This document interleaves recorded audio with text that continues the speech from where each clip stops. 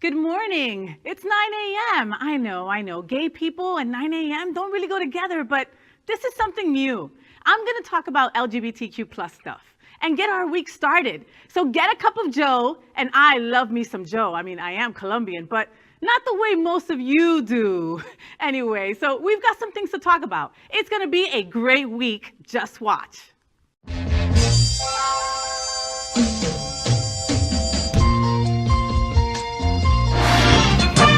Rainbows, gay boys, hashtag that girl. Sunbeams, drag queens, L-word. Is that girl the girl of all our dreams? She's everything that every girl should be. Aqua, South Beach, hashtag that girl. Pride-filled, tea-dance, Wilton. Is that girl Latina, but she's universal too? If you find a girl to love, only one girl to love, then she'll be that girl too. That girl. Good morning, LGBTQ South Florida. This is the first gay weekly TV show in the world, and I'm FayWhat. I'm all about our community, and I want to talk about our interesting world. We have people to meet, we have events to attend, and it's time to plan our week. You may have noticed, I'm a girl. We call it a lesbian. And you may have noticed that we don't really rule the gay boy world, but that's okay, because I'm a gay boy too. So, as the FayWhat show develops, you're going to agree with me. Everyone in the L, the G, the B, the T, and the Q community have more in common than the things that separate us. I'll be here with special friends every Monday at 9 a.m. to start your week off right. And I'll be inviting special guests and friends to make our time together lots of fun. Is our community important to you? If it is, I hope you will share this experience. Like the FayWhat show on YouTube or Facebook. Shortly, you can watch us on Roku, Apple, or Google TV. I want you to support me in this endeavor. Later in today's show, we're going to get in bed with a model and entertainer for our special segment, Gay Boys Sleep Late. We're going to talk about this week's most interesting events and the things we're talking about. Make sure you stay tuned for that. But first, we begin the FayWhat show with a special guest, but today it's guests. I thought for LGBTQ, if a girl was going to lead the conversation, I would have to invite a couple of other girls to make it real girl power. So why not start at the tippy top of the LGBTQ plus top? The National LGBTQ Task Force is the largest civil rights advocacy organization of its type in the world. Kira Johnson is the executive director, and as a bisexual Black woman, she became one of a few out queer identified women of color to lead a national LGBTQ organization. Also joining us is Mayra Hidalgo Salazar, the deputy executive director. She is a Latina powerhouse and becomes a powerful representation of women of leadership in our LGBTQ plus community. Watch this. Next, the FayWhat show has a very special premiere interview. For it, we went to the very tippy top. The National LGBTQ plus Task Force was founded back in 1973, just 4 years after the Stonewall riots. It began as the Gay Task Force, and then in 1983 added lesbian to its name. In 2014, it adopted today's name. The task force is at the forefront of LGBTQ grassroots civil rights and is one of the world's most important advocacy organizations for our community. They are central to electing officials, supporting LGBTQ rights, protecting voting rights, trans protections, reproductive issues, and so much more that is critical for our community. The task force is world-renowned for the National Task Force Gala recently held in Miami Beach. America's most important LGBTQ training and advocacy conference called Creating Change that will be held in New Orleans in January. And the world-famous Winter Park Week in South Beach that is one of the world's greatest circuit parties and important as a cause fundraiser. This morning, we are so excited to bring you not one, but two titans in the LGBTQ civil rights movement. Both worked in Washington, D.C., including Kira Johnson, Executive Director, and Mayra Hidalgo Salazar, Deputy Director, both of the National LGBTQ Task Force. This morning, perfect guest on the premiere of America's LGBTQ morning show, The FayWhat Show. Girl power, baby. Welcome, Kira and Myra, to The FayWhat Show. Girls, I am so excited that you are my first interview on the new FayWhat Show. Thank you for saying yes. What a welcome. Yes, girl. Thank you so much. Oh, you're so cute. So good to be with you. Oh, thank you, Mama. So, LGBTQ Task Force, I saw you guys there a couple of weeks. You looked amazing. How important was it for Kira? Like, your speech was probably the one I enjoyed the most of the evening. And that's hard to say because Miss Robin Schwartz does not stay behind, all right? Your speech was incredible. How important was it for you to be on that stage in front of, what, 700 plus people? Yeah, it was, we've been in the middle of a pandemic, and it was so clear from the energy in that room how much we needed each other, how much we missed each other, how much energy and inspiration that we get from each other. And so for me, it was important as a new executive director of a national LGBTQ organization to be in community with you all, right? And to be a bridge to bring you all together again after so long. And that is what you guys did. Yeah. That is what you guys did. Myra, I saw you work in the room, my friend. How did it feel to be back among people that feel the same way that we do? I wasn't able to be in person for the gala. We did have to downsize some of the folks that were able to attend in person. And but I do think about this moment. I think the gala is about celebrating how far we've come. I think it's about thinking about the road ahead. I think Kira and I are very honored to be in these roles and in an organization that has a legacy of supporting LGBTQ people across generations. I think for me as a 30-year-old coming into my role as Deputy Executive Director, it's like thinking about the fact that I get to work with these badass queer women who have literally created the conditions for the both of us to be in leadership is really nice. So seeing that whole story play out at gala, even from far away, was really lovely. I love that you referred to us as queer women. I love that. Like I've always, that word, I love to take that word back. I'm glad that we took the power back when it comes to we're queer, we're women, and that's not a bad word. What do you think about that, Kira? I believe in the power of language, right? And sometimes we're coming out and we don't have the right language yet, right? Like, and we're looking, right? We're looking for a community, we're looking for our voice, but we're also looking for the right language. And so the more we expand that language, the more opportunity there is for us to find it. Ourselves, right? So I love it. I love queer, I love bisexual, I love pansexual. There's so many alphabets now. I'm like, I gotta research. I gotta stay up on my names. I've got an auntie that says, yes, LGBTQIA, LMNOP. Yes, love it all. The alphabet club. Right? That plus comes in handy. It really does, because everything else fits in the plus. So the task force is one of the world's most important LGBTQ civil rights organizations. Explain why it's so vital, especially today.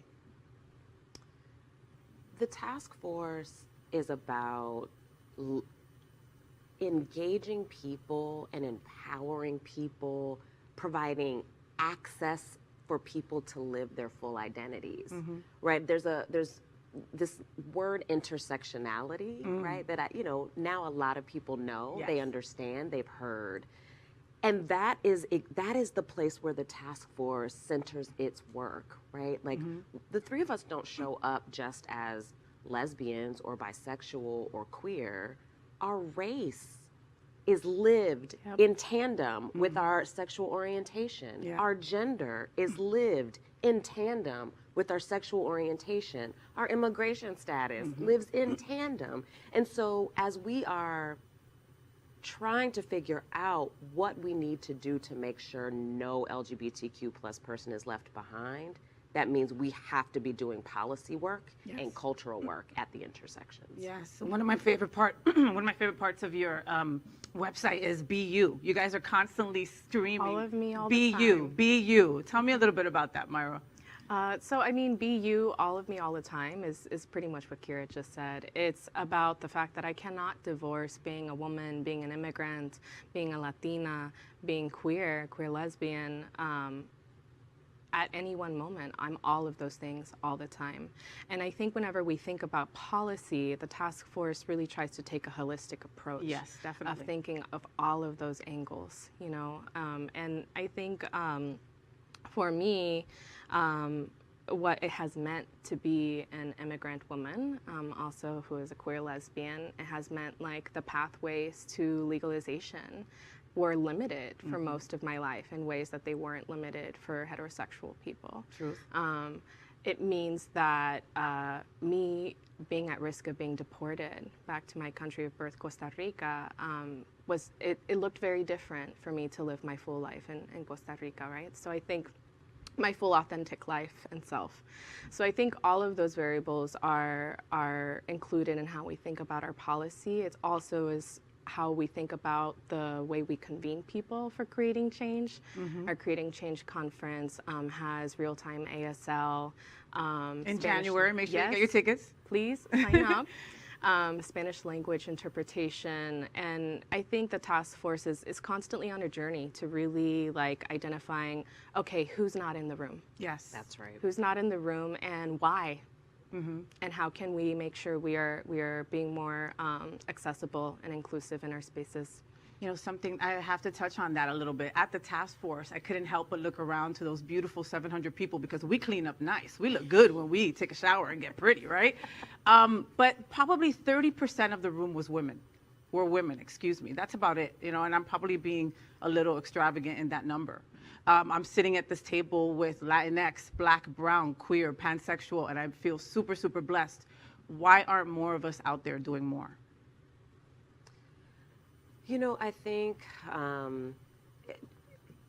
like our experiences in every other aspect, right, of our lives, the reality is that race, class, and gender, right, come into play, right? And sexism is alive and well in the LGBTQ movement. And that's not necessarily a critique.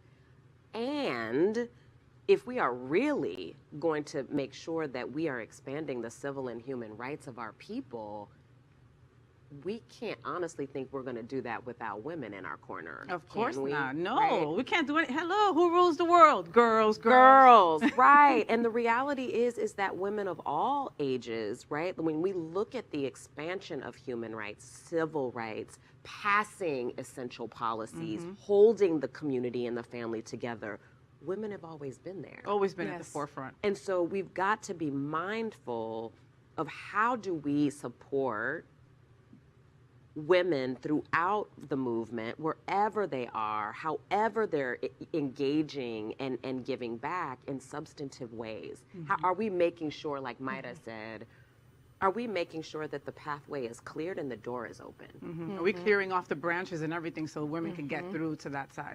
And I will say that, I mean, in my organizing like experience, it was always queer women who really invested in me, who like just had this generosity of spirit. Oh, that's beautiful. Right? And I think that's like the tradition that Kira and I are really committed and carrying forward. And I also want to like name like visibility is different than just being in like leadership roles where you have decision-making power and being in rooms where you can like influence and make an impact. And I think women at every corner of social justice movements right now, from climate change to immigrant justice to reproductive justice, queer women really are leading the way. And so I think the question is like, how do we actually elevate and amplify their voices? Because they're there. And we're loud. Yeah. Yes. And we don't apologize, And and we're not afraid. And it's that spirit that's really, I think, forged the path for each of us. Very true. So should we be focusing on LGBTQ civil rights at this moment in history? Absolutely. Always. Absolutely. 24 hours a day. We got to do it. You know, it is clear that when LGBTQ people are engaged, right, in our democracy, when we are engaged and allowed and when we have space where we're able to come together and fortify, we take steps forward, right? And the reality is that the attacks right now are ferocious. Yes, they are. They're ferocious. I mean, our kids, in particular, our transgender kids, they are shouldering the attacks. And they're kids. They're kids. Yeah. And so, yes, we have to fight for civil rights. No one gave anybody civil rights. We took them, right? And within the LGBTQ community, it will be no different. But we've got to work together. Let's talk a little bit about these attacks. Dave Chappelle, the closer, excuse me, his comments towards the trans community. What did you guys feel personally about that? I know, take a breath in, because I love my black brother, and it was very hard because I was a huge fan for many, many years. So then to have to go, I can't listen to you anymore. Girl, It was you're a making me huge emotional. thing. I'm sorry, Mama. That's what I do. I make people cry. I'm like the Spanish Oprah. And laugh.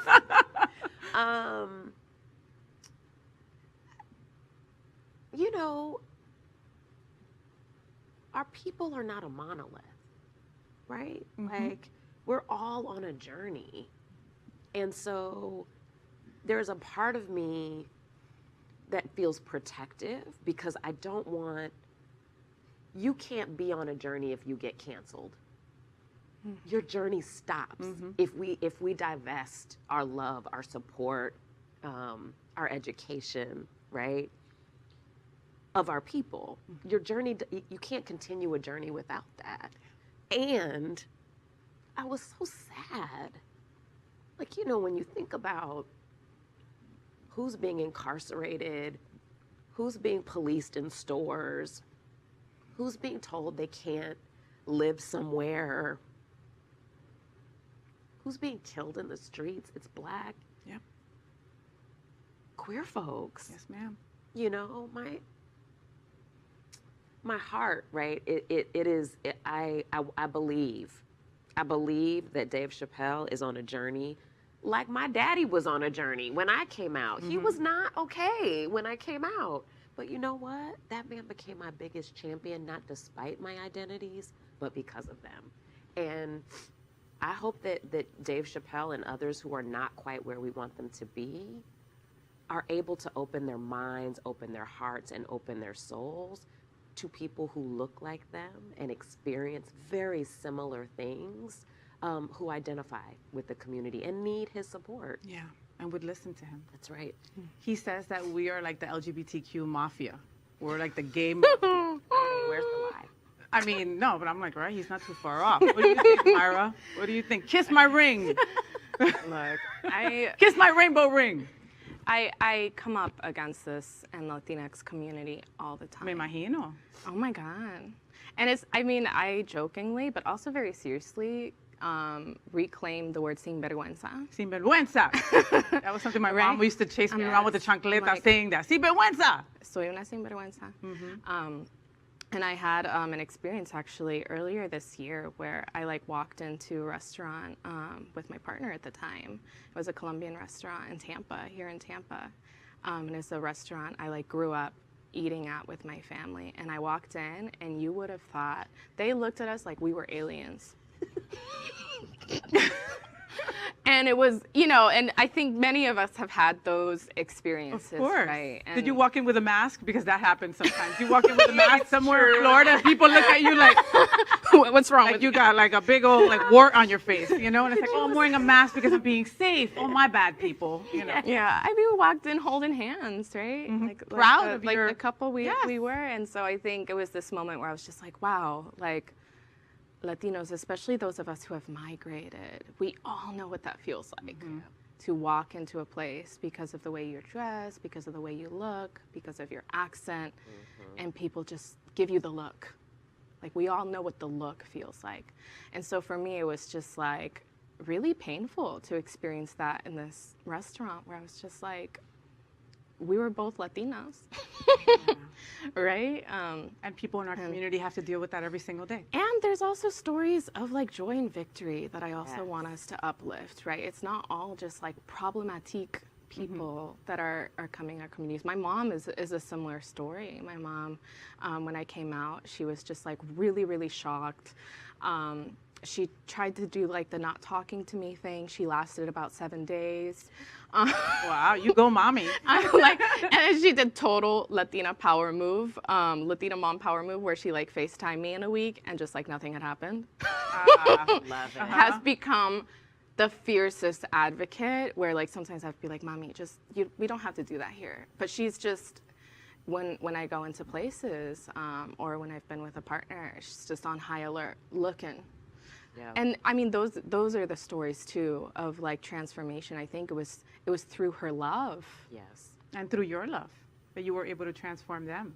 How do your parents feel about like the what's going on right now, like how we are attacked, how with Dave Chappelle and stuff like that, and all these Republicans and evangelicals that want us dead, basically, and want us not to breathe anymore? How does your parents that like before weren't too supportive, now that they have queer daughters, have changed their tune?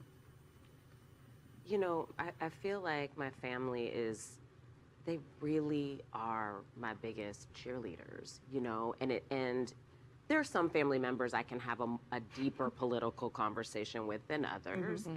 But with every passing day, that expands. I have an uncle who is a Mormon, and he knows what I do, and he knows that I work on LGBTQ issues, and something came up where he was, and he called my mom, and he said, I understand what Kiara does now, and I'm learning so much, and I'm so proud of her. Wow. Right? Wow. And they're worried. They're worried about me. They're worried about Your others safety. who are coming out, right? Like in these Yeah. times in our family.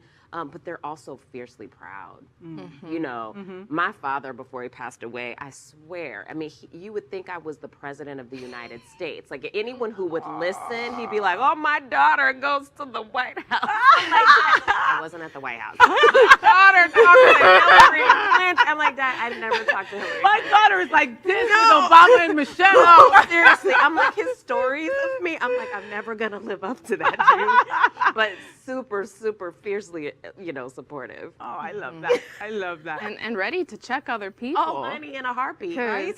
And those are the people that we need to turn and educate, though, ladies. Those are the important people that are going to go and tell the rest of their crew, no, we've been wrong all along. Listen to this. These are the differences that our daughters are doing. This is what we're paving the way to do, you know? Right. All right, let's get a little political. What should we be focusing on for the midterm elections, and what can we do? So I'm looking at all of these Republicans, and I don't think Democrats are excused either. Some Democrats in there who are not standing behind the Equality Act, who are afraid to take a real step towards supporting federal non-discrimination protections for LGBTQ people, and I think that is a huge opportunity for us to expose them in midterms. Marco Rubio, I'm looking at you, you're up for a re-election. I've noticed, and I also remember where you stand on immigration as well. Say it, girl. So, and I love that final look at the camera like, yeah, you know who I'm talking about. Yeah, Rubio. yeah, Rubio. So I think there's an opportunity for us to really figure out and lay a foundation to show what the LGBTQ vote means, right? We need to be able to deliver a political punch that is strong enough, where people understand, whether they love us, like us, accept us, they understand that it is politically inconvenient and unacceptable for them to not stand with our community. That's the kind of conditions I want to create through these midterms, and that's work that's sometimes 10 plus years in the making, but we're in it for the long haul. I know you girls are in it for the long haul, and it does take a long time. I read somewhere that I think our representation in public and private office was about like 1,000 plus. That's about it. That's nothing. How can we get more of our community out there and running?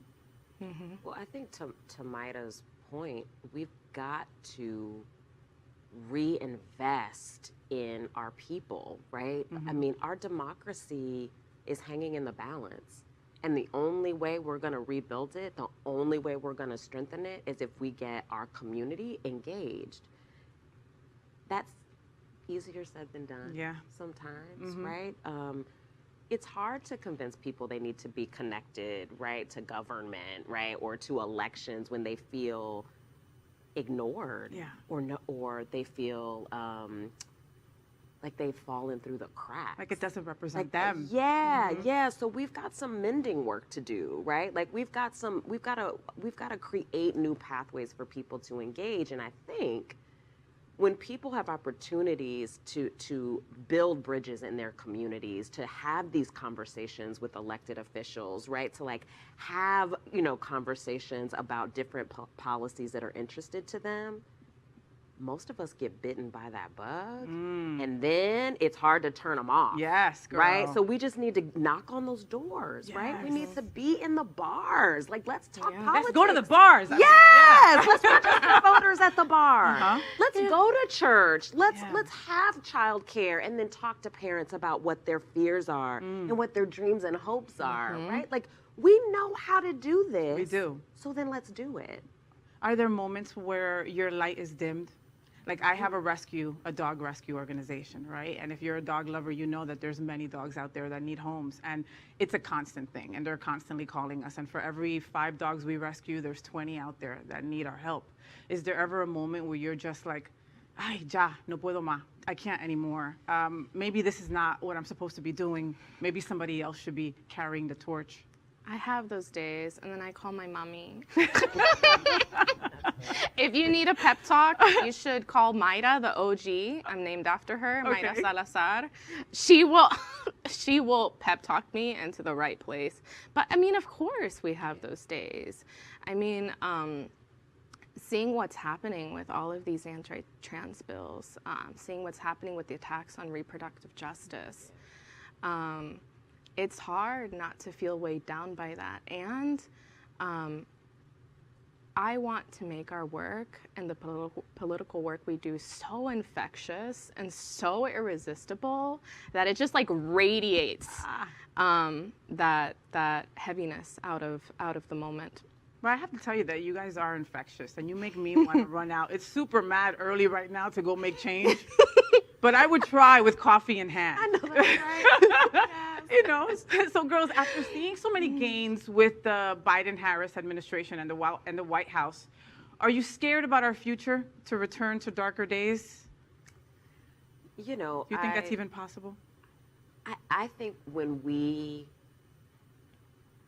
don't lean into our agency and power, anything's possible, right? We have to continuously remind our people that we are the government. The government isn't over there. We are the government, which means the power. We are seated in power. So what does that mean to hold that responsibility? What does it mean to leverage that for the good of the community? I do have fear, but I have more hope than I have fear. Again, I look at all these young people who are fiercely queer, right? Sin vergüenza. Right? And unapologetically. Unapologetic. Yes. And they're not just walking in an identity. They are political about it. They are cultural about it. They want to talk to their faith leaders about it. They want to be recognized in their educational institutions. They want to know how come they are treated less than human in the United States of America, and it's not a rhetorical question. Yeah. And that's powerful. Massive power. Massively powerful. So that gives me a lot of hope. A lot of hope. Myra? I share this story a lot because I'm still kind of reeling from it, but I have a sister friend whose daughter is queer, and I've become the quintessential like queer auntie, right? And like she's like, I don't know how to talk to her about this. I don't want to say the wrong thing. Just Mayra, I just need you to go talk to her. And I was coaching this 14-year-old girl through polydrama. Wow. It's a new day. It's a new day. What queer drama? The only queer drama I had at 14 was in my head. It was my imagine. It was your imaginary my repressed- girlfriend in your head. So Because my imaginary girlfriend at 14, her name was Maria. So yeah. yeah, it's no. I'm talking to her, and she's just like, I think we have to revisit our agreements, and I'm like, okay, suspending judgment and just disbelief and just putting on my queer auntie hat. Yeah. And then at the same time, I'm just like, wow. Mesmerized What by a new fluidity, by the By like strength. right? adolescent queer drama. Yes, we didn't have any of that. Yes. And the maturity. I mean, there's a lot of the drama, but even at that age to be saying, we need to Revisit our agreements. renegotiate We need our to- agreements. yes, exactly. Oh, what? Yeah, I know grown people who don't do that well. So, I mean, for sure. I think we're doing a good job, right? Like we've still got work to do, but when we are, you know, raising children who are in that kind of reflective power. place, Mm-hmm. there's nothing but good that's going to come from that. Any PTSD from Trump world, from Oh my Trump God. administration? Look, I still can't. I always make fun with my friends because I'm like, I can't look at a pickup truck with an American flag, okay, my country, and I'm like, You know, like weirded out by it. you know? I drive a Jeep. Yeah, How very butch of you, Maida. How very butch of you, Maida single, in case if anybody likes a lesbian that drives a Jeep. Yum. So I drive a Jeep, and you know, there's also like a group of like white nationalist people who drive Jeeps. I didn't learn this until after I got a Jeep. And so like there's the Jeep wave, right? That the Wrangler wave that people do. How is and, it? like, Can you please do the way for I'm me? like, or sometimes just like that. Okay. You don't whip out a boob or anything. No, Okay, just no, wanna be no sure. surprises. Okay. So it's fascinating because like for the longest time there was a lot of like people with like Trump flags or like Make America Great Again like signs on their Jeeps that would just wave at me, and I would be like, Don't follow me. don't shoot me. I'm Spanish. You're trying to look as white as possible. You're trying to drive white. So look, I worked on the 2020 elections. I'm actually the co-founder of United We Dream Action. You might have heard about our role in getting a certain orange agent out of office. Certain Cheeto head, yeah. Yeah, I mean, we were wiped. Yeah. I think I'm still wiped, honestly, from that. That was 4 years of endless attacks and against immigrants, which also worth like emphasizing includes queer people, Right. LGBTQ immigrants, and like our disparities around immigration issues are like tenfold. So I was wiped. I probably still have some PTSD. I'm in therapy. I'm working through it, and I'm not going anywhere. We're not going anywhere. It was So- also not just political attacks or policy attacks. I mean, it was that administration attacked our humanity.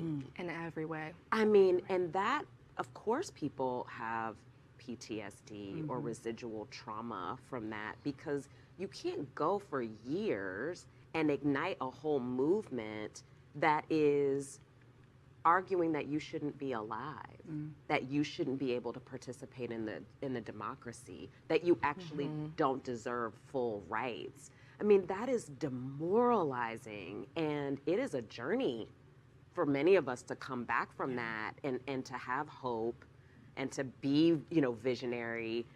And then COVID started. It was like, Right. no, universe, what are you trying to tell us? So I think it's real, and our people are resilient. Yes, we are. We've been through so much. We've been through so much. Through so much. Queer people, man. We've been fighting since we opened our eyes, since we Yes. came out of the vag. Bah! Yes. Yes, we Yeah. create communities, we create families, we create healthcare systems. We have created the context for our survival and the ability for our people to thrive. I mean, if anybody, right? So we're talking about queer folks, we're talking about people of color, we're talking about women. Like, we have had to be creative, Yes. right? Yes. We've had to march, right, in the face of discrimination. That's not new. Nope. We've got those chops. And it's all about how are we going to use it in these new times. Yeah. So we are at the end of the year already. Can you guys believe that? Es que como, wow. So we're almost at the end of the year and ready to begin a new one because we thought 2020 was bad and then 2021 was like another ball of. What excites you the most of 2022? What excites you the most of the coming year? I am excited to see more people, to be able to put my heart next to someone else's heart, to hug, right? To strategize in the same room and not on Zoom. You know, we're starting to be in the community again, like boots on the ground. You know, our hands right in the weeds, and I'm really excited about that. Like, I'm glad we've been able to continue through COVID, but there's nothing like being able to look at you in your eyes. That personal energy that you share between two people. It's magic. Yes. And I'm excited to get back to making magic with people. Well, I have to tell you, ladies, that wherever you guys walk into, you create magic. I've got to say it. Like, you know, it's way too early in the morning, and I am just blown away by your beauty, by your creativity, by your passion, by your work. Thank you for everything that you do. Keep kicking ass. Yeah. Girl power. And thank you for being on the first FayWhat show as my first interview. I love you, ladies. Love you back. Thank you for having us. Well, please help me to again say thank you to these beautiful, beautiful women, Miss Kira Johnson and Miss Myra Hidalgo Salazar from the LGBTQ task force right here on the FayWhat show. On the FayWhat show, we're going to bring you so many great interviews like the girls from the National LGBTQ Task Force. But up next, gay boys. You know, I'm one of those lesbians that adores my gay boys. But let's face it, this is an LGBTQ plus show at 9 a.m. in the morning. So if I want the gay boy perspective, I have to go where they're at this time of the morning. I call this segment Gay Boys Sleep Late because you boys do. So where else to go find them than while they're still in bed? This morning, we're joined by model and performer Brian Hirschberg, also known as Damien Lenore. And you can find him on Instagram at Return of Babylon. So let's get in bed with Brian as gay boys sleep late. Give me 1 minute. Hey, I need you. Brian. Hi. Hi, Papa. I know it's only a little bit after 9 a.m. I need for you to wake up. I need you. How did you get in here? Well, you know, I'm Puerto Rican. I got my ways. Good morning, Brian Hirschberg. How you doing, Papa? Good morning. I'm good. How are you? Good, good. Well, your bed seems nice and cozy. Are you naked? You are naked under there. Oh, I love this. You guys have to meet Brian Hirschberg. He is just a sex pot. He's amazing. He's gorgeous. He's a spokesmodel. He's a model. You see him out at the clubs. He is just gorge. And we are just going to be kikiing in my bed. Well, in his bed. Yeah. Did you just go to bed? A little while ago. Recently. So you wake up looking this hot, like on a regular basis. Your breath don't even smell. That's not even right. What the hell? Good morning. Good morning. So how do you wake up in the morning? Do you like have coffee? Do you have somebody like, you know, like just rubbing your feet or something in the morning to wake you up? Do you have an alarm clock? Like how do you wake up like this? I have my alarm phone right next to my head. Okay. So there's no missing that. Oh, I got it. And then I blindly stumble into the kitchen and make coffee and then cross my fingers. And that's usually like a little bit after noon, and I'm waking you up now a little bit after 9. I'm sorry. I'll forgive you. I'm not that sorry, but I'm a little sorry. What's it like to be Brian Hirschberg? Like, what's it, you know, you have this incredible Instagram following, you're gorgeous, you're a spokesmodel, you dance. What is it like to do all that? I mean, everything's fun. I'm just Fun. very like, if something's not fun for me to do anymore, I just don't do it, you know? Plain and simple. Yeah. I love that. So it's not just like, okay, if they're paying you, you're going. No, that's not the kind of deal. No.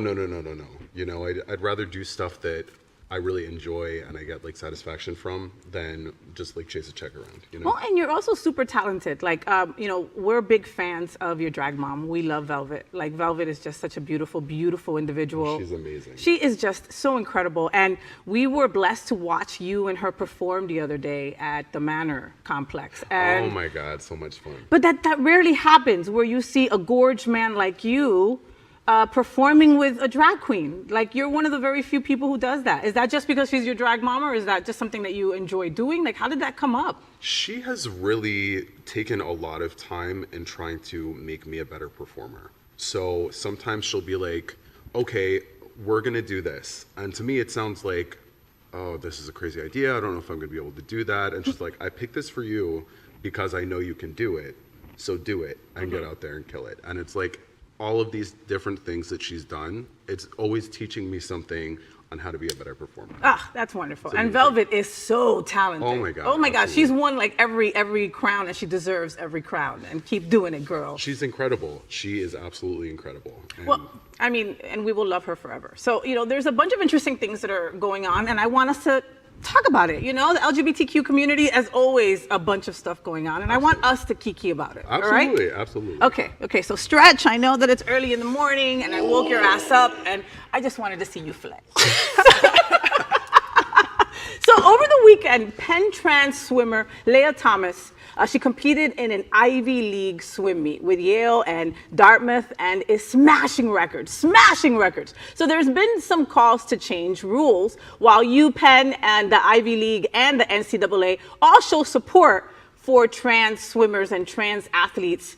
What are we talking about this? What do you think? You think that she's gonna break all the records? You think that she's gonna have a lot of backlash from people that are against the trans community? What do you think is gonna happen there? I mean, we're both so in our community, and we're always fighting for the tea, but the rest of the world doesn't always follow suit, Yeah. And I hope she goes in there and just takes everything, smashes everything, and just kills it. And I think there's always going to be backlash with things like this. And that is really unfortunate. But I think in the grand scheme of things, that is a step forward as far as trans visibility, as far as acceptance of trans people in sports. I think it's super important. And there's always going to be two sides to the story, but I think in the long run, it's going to be a very big positive. I just wish that they would do some stats, like get some science behind it, get UPenn or get Yale and get them, okay, we're going to do a basic study on this. We're going to follow trans athletes. We're going to see, I know that there's a lot of T blockers, there's a lot of blockers and this and that, and what that means. And I know that there's muscle memory and stuff like that for athletes. Have some stats, have some science behind it to really support these trans athletes and have them get to the goals and meet these goals that they deserve to meet. Girl, beat all those people. Who cares? All right? We have your back. Absolutely. Next, let's talk about Omicron. Let's take that in for a second. Remember those couple of weeks where we were thinking that everything was going to go back to normal, right? How much fun that was. I even got rid of masks for a little bit of not the paper mask. I got rid of the mask with I had a bear claw on one of them. I had the gay flag on the other. I got rid of those because I didn't think we were going to need them anymore. The one with the zipper. The one with the zipper. Absolutely. Yes, to put a straw in. I got rid of all that. But just when we thought our LGBTQ plus nightlife events and parties would return to normal, boom! Florida explodes as the epicenter of new cases again. What are we talking about? What do you think about all this? It's tricky. I think in Florida, things aren't really going to move back to how they were before things started reopening. I don't see that happening. I don't see nightlife establishments mandating masks. I see this kind of continuing to play out the way it's been playing out here. I think it's going to really affect other places more than it's going to affect Florida. What's crazy is that if you talk to anybody in any other state, Brian, they're all very careful. I've got friends that just came back from the Midwest and from LA and from those states over there, and people were wearing their masks all the time. When I went to Mexico a couple of months ago, you couldn't be outdoors without a mask on. They will come and give you una multa, which is if you have to pay a bill, pay a ticket for not having your mask on. That is how big on that, because they want their tourists to come back in Mexico. And we're very similar here in South Florida. We really make a lot of money off the tourism industry. Absolutely. So people will wear their masks back home and then come here and not wear them and think that it's just, whatever. Yeah. So I hope people get vaccinated. I hope people that take this seriously, because, my wife is a nurse practitioner, and she says that there were 40 patients with COVID a couple of weeks ago. Yep. Yesterday, 480. Yep. Okay, most of those unvaccinated. Yeah. Next, so Happy New Year's. This is the last time I'm gonna say Happy New Year's, okay? It's the second week of the year. I'm done, all right? No more Happy New Year's. It's canceled. But We begin the first full week of 2022. Those resolutions to get to the gym to look like your fine ass. Like maybe you actually took that resolution and did it. The rest of us did it, you know? 2022 is going to be, what do you think 2022 is going to be like? You know, what do you think about resolutions? What are we talking about? What do you think? So I think 2022 is going to be an amazing year of everybody just going for it and doing it, and it's going to be awesome. Because I'm putting that out into the That's universe. it. You're putting it out there. Like that's absolutely. Period. Like Manifest you're done with that. That. That's you know, I think that this is a kind of year. 2020 sucked. Big ass cheeks. Yes. Okay. And we all went into 2021 like this is going to be the best year ever. So I was very weird about saying that for 2022. Yeah. Right? Because it was not the case in 2021. So now we're a little okay. Let me not say too much. All right. It's going to be a good year and that's it. So we're not going to put those hard resolutions on ourselves. I don't think we should, like going to the gym and looking like Brian. That's never going to happen. I mean, let's be real, you know? But how about this year I'm going to take time for self-care. This year, I'm going to take time to go volunteer for an LGBTQ organization. This year, I'm going to come and be straight up and represent the trans community. I'm going to do something like that this year. Absolutely. Those are attainable goals. Absolutely. All right, you're with me. Next, the Golden Girl. Aww. The Golden Girl, right? She was going to be. This week was planned to be the 100th birthday celebration of Betty White, right? And our LGBTQ plus icon passed on New Year's Eve. And memorials are happening everywhere. And the special is now going to be a tribute remembering Betty White. So what are we talking about? What do you think about Betty White and her passing? I mean, I was blown away by that. I couldn't believe it. It was really sad. Well, I mean, it's sad. She was when almost anybody 100. passes. I mean. But she was such an icon. She had such an amazing attitude. She really did a lot of amazing things before her time. Mm-hmm. And she kind of like marched to the beat of her own drum. It's just like inspiring. Everything she did was inspiring. Her career was amazing. And what a long career. Yeah.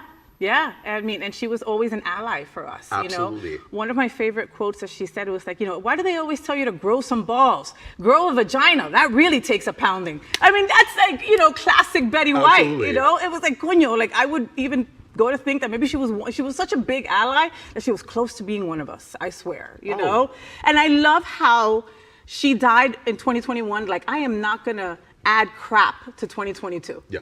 Okay, I'm sorry, not gonna do that for you. I'm gonna die right here because I'm not gonna taint 2022, and I love her for that. She said that's enough. That's enough. That's enough. I'm about to go eat cheesecake in the sky with the rest of the girls up there from Golden Girls. They're waiting for her, you know that. They really are.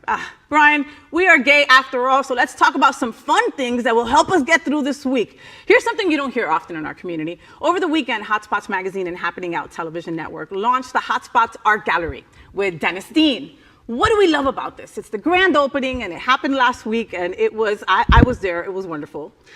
That's so exciting. And he's a super nice guy too. Is he? Really, really, A lot really of these sweet. artist types aren't. Like, they're very into, like, you know, they've got to be like it's a character. They've got to be sad to be able to make art, you know? And Yeah. and he's a nice guy. Super, super, super nice guy. I've worked with him a couple times, and really professional, really talented, really sweet. And this space is kind of to highlight artists in this community. Yes. Which is fantastic. Awesome. Mm-hmm. So we need to have more of that. So Absolutely. go by that gallery if you get a chance. The Hotspots Art Gallery is in Wilson Manors, and it is fantastic. So Mondays can be tough for you gay boys, yeah, right? Because, you know, you were partying last night. So Georgie's Alibi has a plan. At 7 p.m., my friend Antonio Edwards, you like how I say that, Antonio? Antonio Edwards celebrates Musical Journey. Then a second show happens at 10 p.m. called 5 Minutes of Fame, starring the iconic TP Lords. What do we love about this? Everything. Everything. Everything. Everything. I love live music. Mm-hmm. I love to go anywhere and just feel like, oh my God, this is all going on around me, and just sit there and take it. I think it's fantastic. It's an energy. Like, Yeah. it rises the energy there. Like, your vibrations are different when it's live Absolutely. music, right? Absolutely. And then can we talk about TP? TP is an icon. Like, there's, Absolutely. I really do think that bitch can just like go into her trunk and like change her outfit right then and there in 10 minutes and do a completely different show for someone else. You know, Absolutely. like, that is her. And on top of all that talent, like literally the most humble, sweet, like will come over and say hello to you and give you a kiss on the cheek. Like so sweet, which is, you meet iconic people like that, they're not always like that. Yes, yes. Like I'm part of like Wonderful person. I'm part of a lip sync challenge that's gonna happen next month over at Hunter's, Okay, right? absolutely. And Okay. I said, hey, TP, like by any chance could you paint my face? Like I'll pay you. And she was like, girl, you crazy. No, we're gonna do this, this, and that. And it's like, you don't expect that from an icon like that. You just don't, you know? Like Absolutely. little puny little Faye. I'm like, really? Gonna paint me? Yeah, girl. What song are you doing? I can't tell you. You have to go to see. It's a secret. I'll have to go. So we seem to celebrate our pride everywhere we go, and there is a new way on January 22nd as my buds, Todd Delmay and Jeff Oliverio lead the inaugural launch of Hollywood Pride. The full-day festival celebrates everything LGBTQ+, and the brand new 100% rating of Hollywood by the HRC. What do you love about this? Oh, that's wonderful. You know that like 5 years ago, Hollywood had like a 49 in their rating, a 49, okay? And in HRC, like you want a good score, but to have a 100% rating only 5 years into this is incredible. Like I would never think of Hollywood as like an LGBTQ hood. I wouldn't, you know, I wouldn't think of it. You always think about Wilton, you always Yeah. think about Miami Beach, but Hollywood has a lot of LGBTQ there, and they put together a council to make sure that they were represented, you know, and now they get to have their first Pride. How cool is it? And what a way to celebrate, you know? What a way to celebrate. And it's not just like a regular Pride, let's parade, let's party, let's drink. They're having family time, they're having things to do with teenagers. We forget about gender fluid and we forget about LGBTQ teenagers that are in that middle space. So they can't be partying with us, but you know, and I love what they're doing, and I think it's going to be a fantastic Pride event. Do you think that we're saturated with too many Pride events? I don't think there's ever too many Pride events. ever. I agree. I just don't think that I don't think we can have too much of us anywhere. Absolutely. Yeah, good. So we're coming to you from Happening Out Television Studios at Sunshine Cathedral. But did you know it is also a performing arts center? This Saturday, January 15th, the hilarious Miss Richfield, 1981, will star in her 8 p.m. show at Sunshine Performing Arts Center. Watch this. Hi everyone, it's Miss Richfield 1981 and I have good news for you. Outlandish is back, but for only one night. I'll be doing my show on Saturday, January 15th at 8 p.m. And as always, I'll be at Sunshine Cathedral for the Performing Arts, my home in Fort Lauderdale. I love it there, and I know you will too. So, you can get tickets at sunshinecathedral.org. And so you go buy tickets and I'll go find something to wear. I can't believe I did this whole thing in my dressing gown. Scandalous. I'll see you on the 15th. Mwah! So, what do we love about this? What do we love about her? She's funny. Yeah. She's funny, and she's been around forever. And I've only seen her perform once, and I love the fact that she's just like, one night only, bitches. 8 p.m., you better be there at Sunshine Performing Arts, and that's it, you know? Absolutely. So I think it's going to be a fun time. I think that everybody should go, and you know, I look forward to seeing what else she's got under her dress there on January 15th. Let's see what's up. Anyway, get tickets today. That's going to be a lot of fun. Well, it's what we will be all talking about this week and the events we want to attend. I want to thank Brian for getting up early, papito, and looking so good. I woke up like this. Absolutely. No, I didn't. Thank you, Brian, for waking up early for the FayWhat show. And remember, make sure to follow him on Instagram at Return of Babylon, okay? Make sure that you like him. I follow him as well, so if you can't find them on your own, just go to the FayWhat Instagram as well, and he's one of my friends there. I know how hard it is for you gay boys to, you know, wake up this early. I know you gay boys sleep late, so I really do appreciate it. But it's not like you need the extra sleeping to look any better. I mean, I would have dressed up if I would have known that you were going to look this good. It's just good lighting in here, that's all. Is that what it is? Absolutely. You got good lighting in your freaking house? Only a gay boy would do that. Well, that's the first FayWhat show. I am really passionate about trying to connect the L and the G in our community. In our LGBTQ plus community. It's often really hard for us girls. If we believe we are one strong community, then we must support all the letters of our LGBTQ plus. That's L, G, B, T, and Q plus. Nothing like this has ever been done before. It's why we start with inspirations like Mary Tyler Moore and That Girl's Marlo Thomas. It's a new year. It's been a real tough 2 years. So let's be a little bit kinder, a little bit funnier, and embrace our tremendous diversity. It's what makes us so strong. Until next Monday at 9 a.m. live or anytime on demand, I am FayWhat, and I am #thatgirl. Have a great week. Rainbows, gay boys, hashtag that girl. Sunbeams, drag queens, L-word. Is that girl the girl of all our dreams? She's everything that every girl should be. Aqua, South Beach, hashtag that girl. Pride-filled tea dance, Wilton. Is that girl